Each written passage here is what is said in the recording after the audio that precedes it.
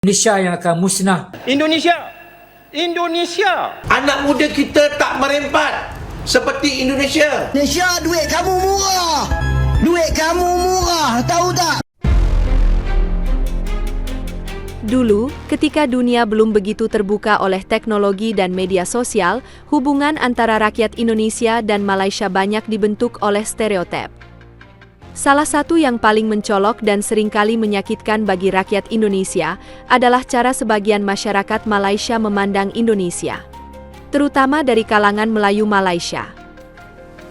Mereka memandang Indonesia sebagai tetangga besar yang penuh kemiskinan, keterbelakangan, dan tidak mampu berdiri sejajar di kancah internasional. Dalam benak sebagian masyarakat Malaysia, khususnya dari kelompok Melayu konservatif, Indonesia seakan hanyalah pemasok tenaga kerja kasar, buruh bangunan, pembantu rumah tangga, dan kuli upahan. Mereka memandang rendah, seolah Indonesia hanya bisa menjadi pelayan di rumah dan pembangun rumah mereka. Pandangan itu pun melahirkan berbagai bentuk ejekan. Lelucon tentang Indon menjadi makanan sehari-hari di media dan percakapan sosial. Bahkan, dalam beberapa kasus, perilaku diskriminatif terjadi secara nyata, memicu luka kolektif di hati rakyat Indonesia. Akan tetapi, waktu terus berjalan dan dunia berubah. Indonesia tidak diam. Bangsa yang dahulu sempat goyah akibat krisis dan ketidakstabilan politik mulai membentuk arah barunya. Rakyat Indonesia pada waktu itu masih tidak menjawab ejekan itu dengan ejekan serupa, melainkan dengan kerja keras, pembuktian, dan pembangunan nyata. Satu demi satu, infrastruktur dibangun.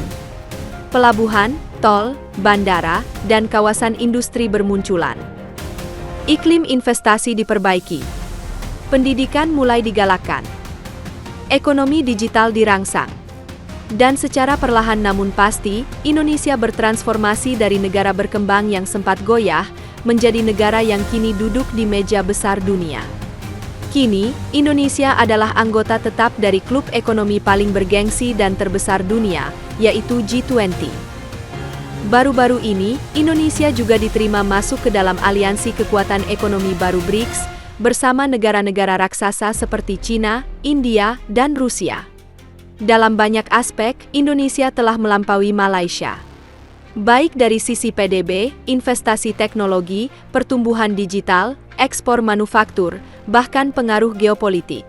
Dengan mudah sekali, bila kita bentangkan perlawanan kita kepada jatuh kuasa BRICS, anggota negara 8 negara utama BRICS, Malaysia itu diberikan keutamaan paling mudah diterima sebagai anggota BRICS. 3 трона стоит. Один для царя, второй для его жены, для царицы.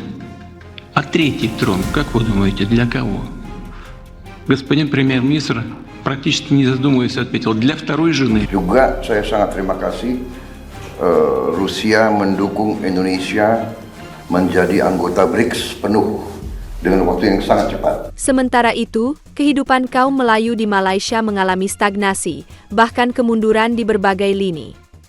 Dulu mereka adalah seperti penguasa mutlak di negaranya sendiri. Namun hari ini, dominasi itu terkikis perlahan tapi pasti. Di sektor ekonomi, warga keturunan Tionghoa dan India menguasai sektor swasta, dari retail sampai keuangan. Di sisi pemerintahan dan profesionalisme, banyak posisi penting kini justru diisi oleh pendatang dari Asia Selatan, Timur Tengah, dan bahkan ekspatriat dari Eropa dan Asia Timur.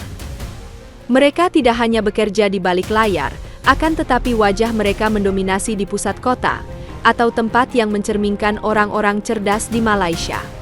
Yang seharusnya membuat setiap pribumi di mana saja dengan keadaan seperti itu, menjadi malu tidak karuan.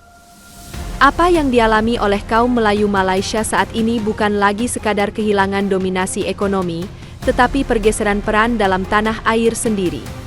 Di pasar kerja, mereka kerap tersingkir oleh kelompok yang lebih terdidik dan kompetitif. Di sektor properti, mereka tergeser dari pusat kota ke pinggiran karena tak mampu bersaing. Dan dalam ruang politik, suara mereka mulai terpecah dan tidak lagi bulat seperti dulu. Ironisnya, meskipun kenyataan sosial dan ekonomi mereka sedang tergerus, masih ada saja segelintir dari mereka yang mencoba mengejek Indonesia. Mereka hidup dengan bayang-bayang kejayaan masa lalu, ketika Malaysia disebut sebagai macan Asia Tenggara, ketika ekonomi mereka lebih dulu maju dibanding Indonesia. Tetapi sekarang, bayangan itu tinggal nostalgia. Mereka seperti orang yang hidup di cermin retak, mencoba mencerminkan kelemahan bangsa lain, padahal keretakan itu adalah refleksi dari kondisi mereka sendiri. Ejekan seperti Indon, yang dulu begitu menyakitkan, kini terasa hambar. Tidak lagi berbekas seperti dulu. Orang Indonesia tidak lagi terpancing emosi.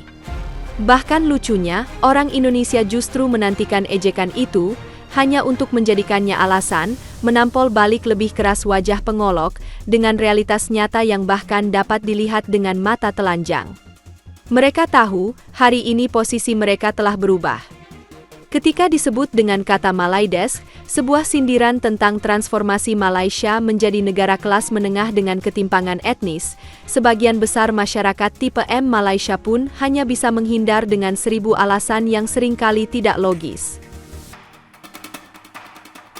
3 tahun kebelakangan ni pun kita dah nampak sebenarnya yang negara kita ini hanya menerima pekerja daripada Bangladesh, Pakistan. Kita akan terima pekerja asing daripada Bangladesh. Bukan lagi negara Indonesia. Suka situ lah masalah dia. Kita akan jadi Malaydesh. Nasib lah. Negara kita ni sebenarnya, aku setuju dengan Indonesia yang menggelarkan kita Malaydesh. Tak jadi Malaysia dari Malaysia. Sukalah Malaysia, ada duit, kerja jadi macam baguslah. Baguslah orang Malaysia, bagus. Tak ada kacau siapa-siapa lah. Bagus. Malaysia okey lah, number 1. Sekarang, orang Indonesia tidak lagi minder ketika dikatai oleh orang Malaysia, apalagi hanya dengan tipe M-nya. Bahkan dalam banyak aspek dalam data, Indonesia sudah berada di level yang lebih tinggi. Bangsa Indonesia tidak selalu merasa lebih hebat, tetapi bangsa Indonesia tahu bahwa ketekunan, nasionalisme, dan kerja keras mereka tidak sia-sia. Pembangunan yang dilakukan selama 2 dekade terakhir telah menciptakan kebanggaan baru, yang bukan berbasis nostalgia, melainkan kenyataan dan pencapaian konkret. Dan ketika ada yang bertanya, mengapa orang Indonesia begitu reaktif terhadap ejekan dari tipe M Malaysia, jawabannya pun sederhana. Karena memang ada luka, dan fakta pahit yang harus dikasih paham. Sekarang, ketika luka itu telah sembuh dan Indonesia bangkit, ejekan serupa hanya terdengar seperti suara sumbang dari mereka yang sebenarnya lebih butuh pertolongan. Orang Indonesia tahu, ejekan itu bukan cerminan dari kekuatan, tetapi dari ketidakberdayaan.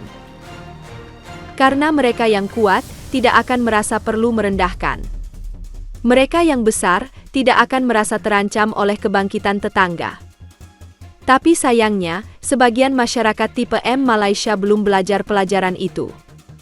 Mereka masih hidup dengan ilusi superioritas, sementara kenyataan menunjukkan bahwa mereka sedang dipinggirkan di tanah airnya sendiri. Dan seperti sebuah roda yang terus berputar, apa yang dulu naik kini mulai turun, dan yang dulu direndahkan kini mulai bersinar. Indonesia adalah bangsa yang sabar, tapi bukan berarti lemah.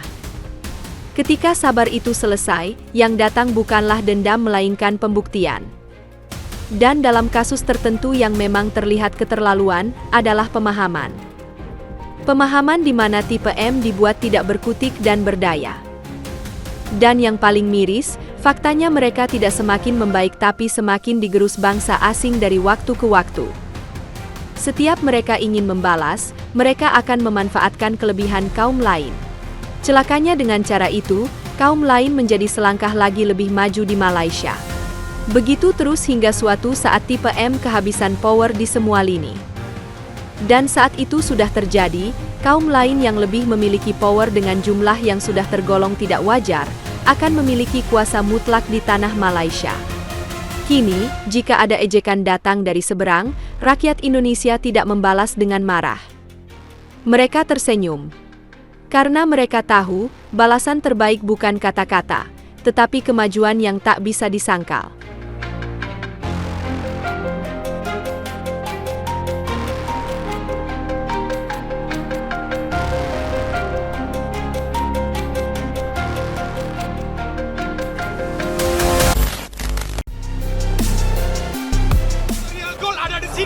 Jangan ribu FIFA. Ampun bang.